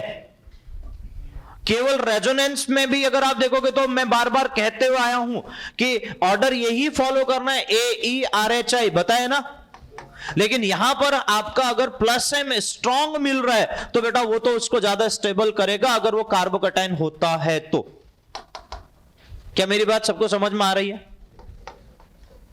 ठीक है ना? नेक्स्ट, तो सी पार्ट देखो बेटा, सी में अगर आप ध्यान दो बेटा, तो पहला तो स्टेबल हो नहीं सकता है, क्योंकि पहला स्टेबल इसलिए नहीं हो सकता है क्योंकि जो सी में सेकंड वाला पार्ट दिया है उसमें स्ट्रॉन्ग प्लस एम, यानी मैं कह सकता हूं कि प्लस एम ग्रुप लगा है, और प्लस एम स्टेबिलिटी को बढ़ाता है कि डिक्रीज करता है? जल्दी बोलो, कार्बोकैटायन की स्टेबिलिटी को बढ़ाएगा ना, हाँ कि ना? और बेटा जबकि सी के पहले पार्ट में आप देख रहे हो तो कोई वहां पर प्लस एम ग्रुप नहीं लगा है, तो ये ऑर्डर भी गलत हो जाएगा। समझे कि नहीं समझे? कनेक्ट हो रहा ना मेरी बात है? कनेक्ट हो रही ना? ठीक है, ऑप्शन डी में आ जाते हैं। ऑप्शन डी में अगर आप ध्यान दो तो यहां पर रेजोनेंस दोनों में हो रहा है, रेजोनेंस दोनों में हो रहा है बेटा, और डीलोकलाइजेशन हमारे पास क्या है बेटा? डीलोकलाइजेशन जो हमारे पास आ रहा है, ऑब्जर्व करिएगा बहुत अच्छे से, यहां पर CH2 नेगेटिव, यहां पर डबल बॉन्ड, यहां पर F, ठीक है? और ऐसा केसेस ध्यान देना अच्छे से, CH2 आपने ये पहले सीट में किया इसलिए मैं डायरेक्टली बोल सकता हूं कि यहां दिक्कत नीचे, जैसे ही ये बॉन्ड टूटेगा, अब सॉरी, जैसे ही ये बॉन्ड टूटेगा इधर को, यहां नेगेटिव चार्ज, यहां बॉन्ड बनेगा ना, बोलो जल्दी से। ठीक है, ये जब अंदर शिफ्ट होगा, ऐसे ही ये जब अंदर शिफ्ट होगा बेटा, ये बॉन्ड इधर टूटेगा, यहां नेगेटिव चार्ज, यहां Cl है, ठीक है ना? यहां पर Cl है। अब जो ये Cl है बेटा, इसके पास वेकेंट d ऑर्बिटल है, और आपको पता है डी ऑर्बिटल रेजोनेंस मैंने आपको समझाया है, इसके बेसिस पे पहली सीट में क्वेश्चन भी थे जो आपने किए हुए हैं, क्योंकि मुझे से पूछा नहीं इसका मतलब सबको आता है, सीधी सीधी बात बोलूं बेटा, ठीक है। उसमें आपको 3-4 क्वेश्चन एक ही सीरीज में रखे हुए थे एक ही साथ, याद है ना? हाँ, तो क्लियर होने चाहिए। हाँ, तो अब क्या हुआ बेटा, ये नेगेटिव चार्ज इस वेकेंट डी ऑर्बिटल के बाजू में है, तो ऑब्वियस है कि क्या होगा बेटा, ये रेजोनेंस का पार्ट बन जाएगा, जबकि यहां पर वो क्या होगा, रेजोनेंस का पार्ट नहीं बन पाएगा। अब जब रेजोनेंस का पार्ट बन रहा है तो बेटा मेरे लिए रेजोनेंस डोमिनेंट होगा, ना कि इंडक्टिव इफेक्ट डोमिनेंट होगा। क्या मेरी बात सबको समझ में आई? तो उस बेसिस पे ये ऑर्डर भी आपका गलत दे दिया है, समझे? तो अब मुझे बताओ बेटा, बी सी डी तीनों ऑर्डर मैंने गलत कर दिए, तो ऑप्शन बचा केवल ए, इसलिए हमारा ए ऑप्शन हो जाएगा जो सही है। Is that clear? क्लियर हुआ? हाँ, ठीक है। और 39 के अलावा बेटा और कोई क्वेश्चन इसमें जो डाउट आपको आ रहा हो? 38 को छोड़ के, क्योंकि वो तो मैंने आपको रोक दिया है, उसको अपन डिस्कशन करेंगे। 36 से लेके 40 तक और कोई डाउट? कौन सा? 40। Which of the following carbocation is most stable? देखो ये अच्छा क्वेश्चन है, अगर आप समझ पा रहे हो तो। कौन सा कार्बोकैटायन सबसे ज्यादा स्टेबल होगा, ये बात की है। देखो अगर आप चेक करो तो ए बी सी डी में से, तो मेरे लिए सीधा सीधा एक ही कंडीशन है बेटा कि ए और बी में पाई बॉन्ड ज्यादा है, तो सी डी को तो हटा देते हैं। पहले तो ये दिमाग में अच्छे से रख लो। Understood everyone? ए बी में अगर मैं बात करूं तो बेटा उसमें पाई बॉन्ड ज्यादा है, तो सी डी तो हटा दूं। अब बेटा मेरे लिए सीधा सीधा कंडीशन है कि अभी मैंने आपसे बात करी कि ए में देखिएगा बेटा बहुत अच्छे से, CH2 पॉजिटिव यहां पर है और CH double bond CH O CH3 ऐसा बना है ए, और बी हमारे पास बना है CH2 positive CH double bond CH single bond CH double bond CH2। ठीक है, ये बात सबको समझ में आ रही है? ठीक है, अब चेक करो बेटा यहां पर अच्छे से, इस कंडीशन में पाई बॉन्ड आपको इससे इसमें दिख रहे हैं, इसमें कोई डाउट नहीं है, यस और नो? लेकिन मैंने अभी आपको समझाया बेटा, स्ट्रॉन्ग प्लस एम वो कार्बोकैटायन की स्टेबिलिटी को बहुत ज्यादा बढ़ा देता है, स्ट्रॉन्ग प्लस एम। तो ये कॉन्जुगेशन का पार्ट है, अगर आप अच्छे से देख पा रहे हो तो ये अंदर शिफ्ट करेगा, ये इधर शिफ्ट होगा। देखो यहां जैसे शिफ्ट होगा नेगेटिव और पॉजिटिव मिलके बॉन्ड बनाएंगे और सबका ऑक्टेट कंप्लीट हो जाएगा, जबकि यहां देखो ऑक्टेट नहीं होगा। किसी ना किसी सिचुएशन में रेजोनेंस में आप जाओगे तो ऑक्टेट वहां पर कंप्लीट नहीं होते हुए दिखेगा आपको यहां पर। तो अब समझ में आ रहा है आपको कि मैं क्या कह रहा था? केवल हम ये देख के चले कि केवल जहां पर पाई बॉन्ड ज्यादा वो ज्यादा स्टेबल होगा, गलत हो जाएगा। इसलिए वो सभी रूल को सीक्वेंस में दिमाग में रखना, it is very very must. Understood everyone? तो सी और डी को तो आप ठीक है सीधे सीधे निकाल सकते हो, चलो मैं मानता हूं, लेकिन ए और बी में पाई बॉन्ड होने की वजह से आपने अब कंपैरिजन किया, तो मैंने कहा कि ए ज्यादा क्यों स्टेबल होगा, आपके सामने कंडीशन दिख रही। क्या मेरी बात सब लोग समझ पा रहे हैं? तो ये ध्यान दीजिएगा बेटा, इट इज वेरी इंपॉर्टेंट कि भाई आप प्रॉपरली उसको कनेक्ट करो उन रूल को ध्यान में रखते हुए। क्लियर? क्लियर? तो 40 समझ में आया सबको अच्छे से? डन? ठीक है, आगे मूव करते हैं बेटा। 41 से 46 41 से 46 बोलिए। 45 भी कोई पूछ रहा है? 45 ठीक है। 45 46 तो बेटा अगर मैं 45 में जाऊं, मोस्ट स्टेबल कार्बोकैटायन पूछा है, तो भाई सीधे सीधे डी होगा ना यार, डांसिंग रेजोनेंस, क्योंकि बाकी किसी में कोई कंडीशन नहीं है, बाकी सब में हाइपर कॉन्जुगेशन की बात हो रही है, लेकिन हमारे पास डी ऑप्शन ऐसा है जिसमें डांसिंग रेजोनेंस होगा, और इसी बेसिस पे 46 क्वेश्चन भी डी ऑप्शन होगा, क्योंकि उसमें भी डांसिंग रेजोनेंस बनेगा जब वो पॉजिटिव चार्ज अंदर चले जाएगा बेटा, और बेंजीन के उस लास्ट वाले कार्बन पर अटैच होगा जहां पर आपका साइक्लोप्रोपाइल ग्रुप आपका अटैच है। साइक्लोप्रोपाइल ग्रुप जहां पर अटैच है बेटा, वहां पर वो पॉजिटिव चार्ज आएगा, आएगा कि नहीं आएगा? पता नहीं कितने लोगों को समझ में आ रहा है, मुझे नहीं पता भाई, ठीक है ना। यहां पर वो डबल बॉन्ड बन जाएगा बेटा, और जैसे यहां बॉन्ड बनेगा यहां बॉन्ड बनेगा। अब ध्यान दो, यहां पर पॉजिटिव चार्ज आया, ये फिर से डांसिंग रेजोनेंस बन जाएगा और उसकी वजह से हाईली स्टेबल। तो इसलिए ए बी सी डी में जनरली आप अगर आप दिमाग लगाओगे तो आपको केवल ये दिखेगा कि भाई पैरा पोजीशन पे अगर आप देख रहे हो तो हाइपर कॉन्जुगेशन को आप सीधे सीधे कनेक्ट करते हुए चलते थे, इसमें कोई डाउट नहीं बेटा, वो सही है, क्योंकि अगर एल्काइल ग्रुप लगे हैं तो, क्योंकि जनरली अगर आप देखो ये भी तो एल्काइल के पार्ट है, बस साइक्लो ग्रुप है, ठीक है। लेकिन क्या हो गया बेटा, यहां पर एक स्पेसिफिक टाइप ऑफ स्ट्रक्चर आपको मिला जिसको ऑलरेडी हमने डिस्कस किया हुआ है डांसिंग रेजोनेंस के बेसिस पे। तो वो डांसिंग रेजोनेंस दिखाएगा, इसलिए बेटा हमारे पास वो डी पार्ट स्टेबल होगा। तो 45 में भी डी एंड 46 में भी डी कनेक्ट किया, ठीक है। Any doubt? 41 से 46, 42, ठीक है। 42 डिस्कस कर लेते हैं बेटा। विच of the following carbocation is highly unstable? कौन सा कार्बोकेटाइन हाईली अनस्टेबल होगा ये बोला है। तो बेटा ये तो कल भी एक क्वेश्चन कराया था यार, कल भी एक क्वेश्चन कराया था, उसमें ये बात हुई थी अपनी, याद करो। ऐसा क्वेश्चन था, यहां पर डबल बॉन्ड पॉजिटिव चार्ज लिखा था और यहां पर डबल बॉन्ड हमारे पास पॉजिटिव चार्ज यहां पर था। तो हमने किसकी बात की, कौन ज्यादा स्टेबल है, फर्स्ट की सेकंड? कौन ज्यादा स्टेबल था? कौन सा ज्यादा स्टेबल है? आप लोग भी बोल लो बेटा, शायद मुझे समझ में आ पाएगा कि हाँ क्लियर हो रहा है कि नहीं हो रहा। हाँ, कौन सा ज्यादा स्टेबल था? सेकंड ज्यादा स्टेबल था। क्यों था? क्योंकि इस पर्टिकुलर कंडीशन पे यहां पर सिग्मा पॉजिटिव चार्ज है तो रिपेल करेगा। क्यों? क्योंकि ये तो फिक्स है कि बॉन्ड इधर ही टूटने वाला है, समझे कि नहीं समझे? तो उसकी वजह से स्टेबिलिटी उसकी क्या हो गई बेटा, कम हो गई थी। तो यही बात यहां पर भी कह रहा है बेटा कि हमारे पास ए ऑप्शन में देखो तो यहां पर तो कॉन्जुगेशन दिख रहा है, इसमें तो कोई डाउट नहीं है। बी ऑप्शन में चले जाओ बेटा, हाइपर कॉन्जुगेशन है, उसकी वजह से भी वो स्टेबल होगा, ठीक है। सी ऑप्शन में चले जाओ, रेजोनेंस है, ये केस आपको बता रखा है अगर आपको अच्छे से याद हो, यस और नो, ठीक है। रही बात है बेटा डी ऑप्शन में, आप डी ऑप्शन में देखो वहां पर पॉजिटिव चार्ज आ गया, ऐसा ही केस बना। अगर आप ध्यान दे दो, CH2 पॉजिटिव चार्ज और CH डबल बॉन्ड O, अब बॉन्ड ये इधर टूटने वाला है बिकॉज सिग्मा पॉजिटिव, जो रिपल्सन करेगा, हाईली अनस्टेबल होगा बेटा। समझे कि नहीं समझे? अरे समझे, हाँ ठीक है। तो और बेटा 41 से 46 तक और कोई डाउट आया ना सबको समझ में? देखो अब मैं इसलिए कह रहा हूं कि बेटा आपको सभी वैरायटी आपके सामने रखी है, आपको बस कनेक्ट करना आना चाहिए अच्छे से, ठीक है। 46 तक और कोई डाउट? ठीक है। नेक्स्ट 47 टू 52, 47 टू 52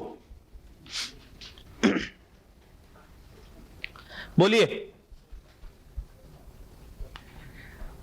47 टू 52 बताइए। कोई भी नहीं है बेटा? 50 कौन पूछ रहा है? अच्छा ठीक। 51, हाँ। Which of the following is most stable carbanion? कौन सा कार्बोनाइन मोस्ट स्टेबल होगा बेटा?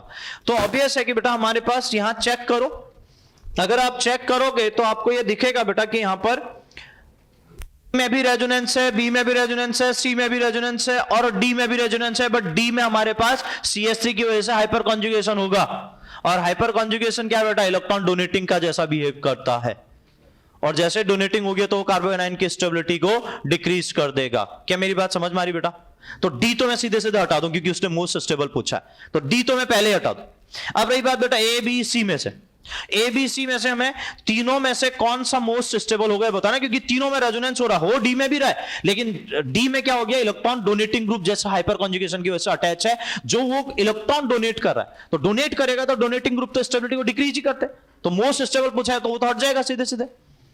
अब रही बात बेटा ए बी सी में से अगर आप डिसाइड कर रहे हो तो बेटा यहां पर ध्यान देने वाला हो, तीनों में रेजोनेंस है। अब तीनों में से देखोगे अगर बेटा ये एक ऐसा स्ट्रक्चर जो बी वाला है जिसमें इक्विवेलेंट RS आता है, जो आपको बताया है मैंने, CH3 C double bond O negative.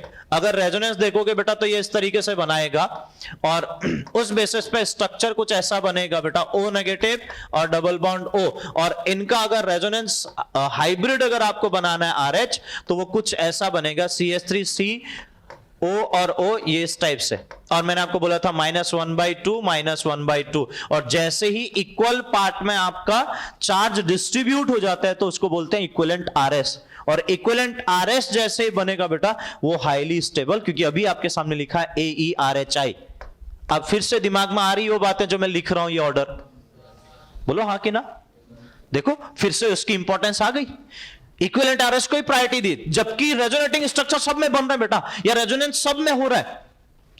मैं D को तो मैंने सीधे सीधे पहले नेग्लेक्ट कर दिया बिकॉज ऑफ डोनेटिंग की वजह से। रेजोनेंस वहां पर भी हो रहा है, ऐसा नहीं कि वहां नहीं हो रहा है, लेकिन डोनेटिंग था क्योंकि बाकी में कहीं पर भी डोनेटिंग ग्रुप है नहीं।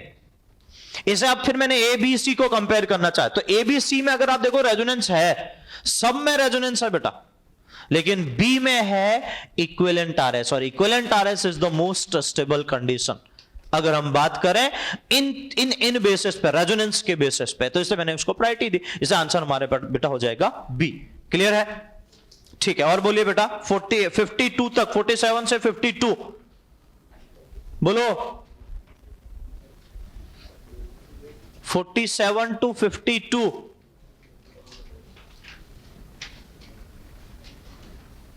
नहीं, कोई डाउट नहीं, पक्का? ठीक है, 53 से 58,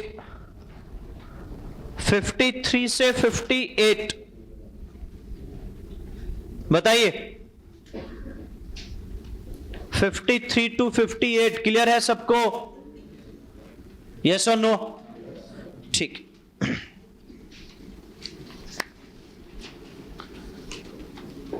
नेक्स्ट 59 to 63 जिसमें 60 और 61 अभी अपने को छोड़ने हैं। ठीक है, 59 to 63 जिसमें दो मैंने आपको मना कर दिया, 60 और 61, उसको अपन डिस्कशन करेंगे। उसके अलावा बेटा बोलिए, क्लियर है सबको? एवरीवन? ठीक है, 64 to 68, 64 to 68 बताइए, बोलो। अरे कंप्लीट है, सब आते हैं तो सब आते हैं बेटा, तो अब पेपर में मार्क्स नहीं है तो मैंने आपको बोला मैं किसी को नहीं छोड़ूंगा, ध्यान रखना।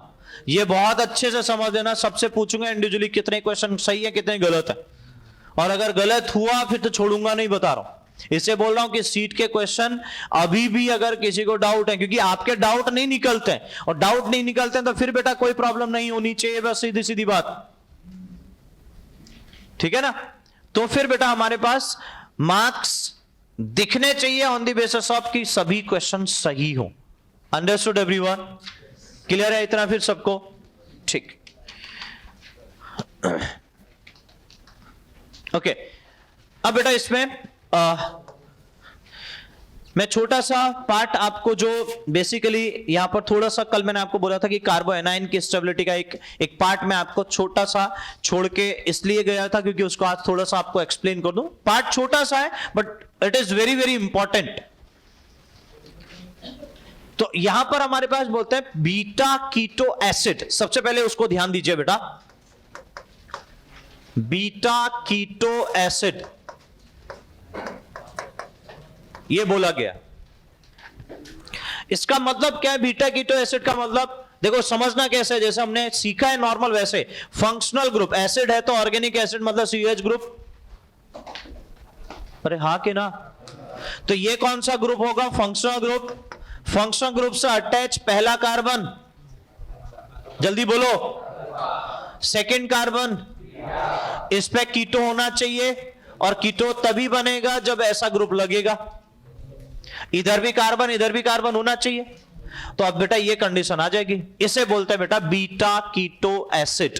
अब ऐसा कंडीशन जहां पर भी आपको दिखे, ऑब्वियस है कि बेटा वहां पर हमारे पास क्या सिचुएशन होती ये बात की बात है, लेकिन सबसे पहले ये ध्यान दो बेटा कि इसे हम बीटा कीटो एसिड बोलते हैं। अब बीटा कीटो एसिड का मतलब ये ग्रुप किसकी तरह बिहेव कर रहा है बेटा, -M की तरह। और मैं ये भी लिख देता हूं -M में भी, ये भी स्ट्रॉन्ग तो नहीं बोलूंगा बट स्ट्रॉन्ग भी बोल सकते हो कि स्ट्रॉन्ग हमें यहां पर लगा सकते हैं। जितना स्ट्रॉन्ग होगा आगे मैं लिखवाऊंगा वो पॉइंट आपको, ठीक है। लेकिन -M ग्रुप है। कैसा ग्रुप है? -M है तो इलेक्ट्रॉन, बोलो, इलेक्ट्रॉन विथड्रॉइंग ग्रुप। समझे कि नहीं समझे? -M है तो इलेक्ट्रॉन विथड्रॉइंग ग्रुप, तो इलेक्ट्रॉन विथड्रॉ करके लेके जाएगा बेटा। क्या इतनी बात सबको समझ में आ रही है? यस और नो? अब जब इलेक्ट्रॉन विथड्रॉइंग ग्रुप है बेटा, तो मैं बस इतना कहना चाह रहा हूं कि इलेक्ट्रॉन विथड्रॉइंग नेचर है, तो अगर यहां पर कार्बोएनाइन की स्टेबिलिटी की बात करें तो वो कैसा आएगा, वो मैं आपको समझाना चाह रहा हूं। तो इस सिस्टम को देखो, इसमें कुछ नहीं करना है, मैं आपको फिर से बोल रहा हूं, ये प्रैक्टिकली देखा गया है, उसी बेसिस पे मैं आपको चल रहा हूं। इस सिस्टम को देखा गया कि भाई इस सिस्टम को जैसे हम हीट करते हैं, आई रिपीट, इस सिस्टम को जैसे ही हम हीट करते हैं तो ये सिस्टम जो है बेटा बहुत इजीली CO2 रिलीज कर देता है। मतलब CO2 बहुत इजीली हमारे पास निकल जाएगा। ये CO2 it is a by product. अब CO2 निकलने का मतलब यह है कि बेटा हमारे पास इस पर्टिकुलर कंडीशन पे CH2 पे नेगेटिव चार्ज आने का।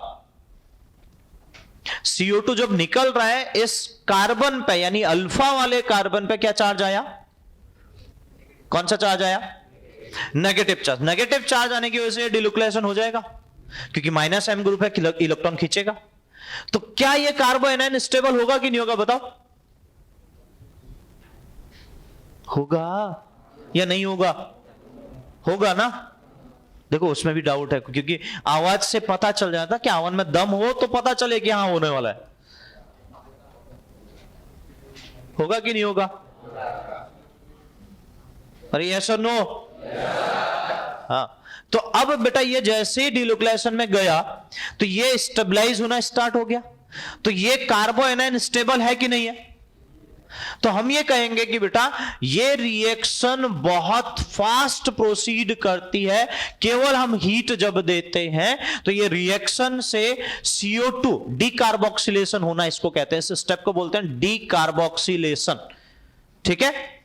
तो उस बेसिस पे यहां पर ये बात कहना चाह रहा हूं कि ऐसा क्यों होता है, क्योंकि यहां पर जो बनने वाला कार्बोएनाइन है बेटा वो हाईली स्टेबल हो जाता है।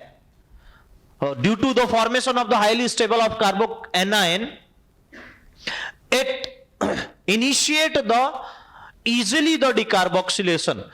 Decarboxylation process को बहुत easily initiate कर देता है। So the process is known as completely, अगर मैं process को लिखूं बेटा, decarboxylation। क्या बोलते हैं? डीकार्बोक्सिलेशन। याद करो बेटा, मैंने आपको एक टर्म बताया था कि बेटा कहीं पर भी स्पेशली ऑर्गेनिक में डी वर्ड यूज किया जाता है तो इसका मतलब होता है रिमूव होना। मैं फिर से लिख दे रहा हूं, कहीं पर भी अगर आपका DE वर्ड अगर आपका आता है, आपने एक वर्ड तो सुना होगा बेटा, डिहाइड्रेटिंग एजेंट। तो क्या कहते हो आप? डिहाइड्रेटिंग एजेंट का मतलब जो H2O को निकाल दे, सही है, रिमूव कर दे, तो उसी को डिहाइड्रेटिंग एजेंट बोलते हो। तो ऐसे ही बेटा यहां डीकार्बोक्सिलेशन बोला जा रहा है। तो डीकार्बोक्सिलेशन का मतलब CO2 का निकलना। क्या होना? CO2 का कंप्लीटली निकल जाना। That is known as decarboxylation. In a beta keto acid, the decarboxylation is the very fast reaction because it form a stable carboanion. क्या बोला मैंने? जो बीटा कीटो एसिड है बेटा, उसके वहां पर बीटा कीटो एसिड से डिकार्बोक्सिलेशन बहुत फास्ट होता है। इसके कई मैकेनिज्म में आपको जाने की जरूरत नहीं है अभी कोई वक्त, क्योंकि हम रिएक्शन मैकेनिज्म मूव नहीं किए। आपको बस इतना समझना है कि CO2 निकल रहा है। CO2 निकलने के बाद इस कार्बन पे, जो अल्फा कार्बन पे, उस पर आ रहा है नेगेटिव चार्ज। वो नेगेटिव चार्ज स्टेबलाइज है बिकॉज ऑफ -M की वजह से। और वो भी रेजोनेंस स्टेबलाइज है। तो मैं ये कहना चाह रहा हूं कि अगर बीटा कीटो एसिड कहीं पर भी आपको दिखे तो उस केस में आप सीधे सीधे ये कह सकते हो कि वहां पर हमारे पास डिकार्बोक्सिलेशन का रेट जो होगा वो बहुत फास्ट हो जाए, बिकॉज जो बनने वाला कार्बो एनायन है वो हाईली स्टेबलाइज होता है due to resonance. Understood everyone? क्या मेरी बात सब लोग समझ पाए कि नहीं समझ पाए? पहले बताओ, यस और no? I repeat, beta keto acid, it proceed a decarboxylation path. It is very rapid process or a very fast process due to the formation of a carboanion because of the stabilization of a carboanion. And वो carboanion जो बन रहा है बेटा वो highly stabilize होता है due to resonance. And इसी वजह से बेटा हमारे पास क्या होता है, डिकार्बोक्सिलेशन बीटा कीटो एसिड में बहुत फास्ट होता है। क्या मेरी बात सबको समझ में आ रही है? जल्दी बोलो बेटा, यस नो? पक्का? तो ये एग्जाम्पल है, ऐसे बहुत सारे एग्जाम्पल आपको देखने को मिल सकते हैं। सपोज करो बेटा अगर आपको कुछ ऐसा एग्जाम्पल मैंने आपके सामने रखा, तो यहां पर COH ग्रुप लगा दिया, अगर मैं इसको हीट करता हूं तो ध्यान दो बेटा ये निकलेगा, तो इससे ये जो कार्बन, आप बस इतना समझो कि ये फंक्शनल ग्रुप है तो ये अल्फा ये बीटा, अगर बीटा दिख रहा है तो बेटा डिकार्बोक्सिलेशन बहुत इजीली हो जाएगा। तो अगर मैंने हीट दिया बेटा तो यहां पर क्या हो जाएगा, हमारे पास डबल बॉन्ड O और यहां पर नेगेटिव चार्ज। अब वो नेगेटिव चार्ज हाईली स्टेबलाइज है, इसलिए हमारे पास क्या होगा, CO2 इजीली निकल जाएगा, इसलिए डिकार्बोक्सिलेशन इजीली हो जाएगा। Understood everyone? It is the basically it depend on the stability of carboanion. कार्बोएनायन की स्टेबिलिटी के लिए ऐसा हो रहा है। अब आप सोचिए बेटा कि ऑर्गेनिक कंपाउंड क्या चाहते हैं। बात करो, मैंने आपको क्या समझाया था, कोई भी रिएक्शन अगर प्रोसीड हो रही है तो जो बनने वाला इंटरमीडिएट हो कितना स्टेबल है उस पर डिपेंड करेगा। मैंने आपको क्या बोला, ये रिएक्शन बहुत फास्ट चल रही है, आपको बोल रहा हूं, यस और नो? इस रिएक्शन का रेट बहुत ज्यादा है, ये बोल रहा हूं। तो अगर मुझे कहीं नॉर्मल ऑर्गेनिक एसिड दे दिया जाए, सपोज करो मैं दो एग्जांपल लेता हूं बेटा, एक मैंने सिंपल ऐसा लिख लिया, इसको भी मैं हीट दे रहा हूं, इसमें भी मैं डिकार्बोक्सिलेशन कर रहा हूं। तो अगर पूछूं कि रेट ऑफ डिकार्बोक्सिलेशन, तो ऑब्वियस है कि बेटा इसका रेट ज्यादा होगा, इसका कम होगा। Understood everyone? क्यों ऐसा क्यों कहोगे? Because it form a stable intermediate. सही है? बताओ फिर से मैं उस पॉइंट पर आ रहा हूं कि नहीं आ रहा हूं? मैंने आपको बार बार बोल रखा है कि ऑर्गेनिक में इंटरमीडिएट की स्टेबिलिटी ही हमारे लिए सबसे मेजर पार्ट होता है। समझे कि नहीं समझे? तो बस मुझे बेटा इस ऑर्गेनिक में यह ध्यान रखना है कि जो इंटरमीडिएट बन रहा है उनकी स्टेबिलिटी जिसमें ज्यादा होगी बेटा, वो हमारे पास उतना इजीली बनना चाहेगा और रिएक्शन उतनी फास्ट होगी। Got it everyone? तो ये जो पूरा पार्ट है बेटा, ये हमारे पास बीटा कीटो एसिड वाला है। It is very very very important. मैंने आपको बोला कि कंपैरिजन में क्वेश्चन आएंगे। अब ध्यान दो ना बेटा, मैं आपको अगर यहां पर केसेस बताऊं, आपको एक क्वेश्चन करवाया था, अगर आपको याद हो तो, ऐसा एक कंडीशन बनाया था कल मैंने आपको क्वेश्चन कार्बोएनायन की स्टेबिलिटी के लिए, याद करो। तो अब ध्यान दो बेटा, अगर सपोज करो बेटा यहां पर मैं एक काम करता हूं, इसको हटा के यहां पर बेटा मैं कंप्लीटली COH ग्रुप लगा देता हूं, बन गया बीटा कीटो एसिड। दो बीटा कार्बन है और दोनों पे बीटा पोजीशन पे कीटोन है। जितने ज्यादा ग्रुप होंगे उतने स्टेबल होगा। हमने इसको सबसे ज्यादा स्टेबल बोला था कि नहीं बोला था? देखो आगे अपने आप एग्जांपल समझे। याद करो, एक एग्जांपल और दिया था, मैं उसमें आ जाता हूं फिर से। यहां डबल बॉन्ड O, यहां डबल बॉन्ड O, यहां डबल बॉन्ड O लिखा था, यहां नेगेटिव चार्ज लिखा था। तो अगर मैं वहां COH ग्रुप लगा दूं, देखो ये भी बीटा है, ये भी बीटा है, ये भी बीटा है। बन गया कि नहीं बना? बताओ। तो मैं ऑलरेडी आपको समझा चुका हूं, बस आपको छोटा सा एक पॉइंट इंट्रोड्यूस कर रहा हूं कि वहां वो इंटरमीडिएट किसकी वजह से बने, किसकी वजह से बने? इस एसिड की वजह से। अगर ये बनता है तो ये सबसे ज्यादा वहां पर इजिली। हाँ, इसके पीछे और भी रीजन हो सकते हैं, जरूर नहीं कि यहां पर हमारे पास ये कह रहा हूं कि यहां पर COH ग्रुप हो, यहां सिंपल H भी हो, तब भी वो बात कह सकते हैं, वो फिर एसिड और बेस के पार्ट में आ जाएगा। लेकिन यहां पर अगर मैं COH ग्रुप लगा देता हूं बेटा, तो बीटा कीटो एसिड ही बना रहा है कि नहीं बना रहा है? बताओ। सो हाईली स्टेबल होगा कि नहीं होगा? बताओ। तो ये सब चीजें बेटा, इसलिए मैं आपको कहना चाह रहा हूं, ध्यान दीजिएगा, it is very very important. Understood everyone? तो इतना कंप्लीट करिएगा, इतना परफेक्ट करिएगा। अब इसमें हम बेटा नेक्स्ट जो स्टार्ट करेंगे नेक्स्ट क्लास से एसिडिक और बेसिक स्ट्रेंथ स्टार्ट करेंगे। Okay done.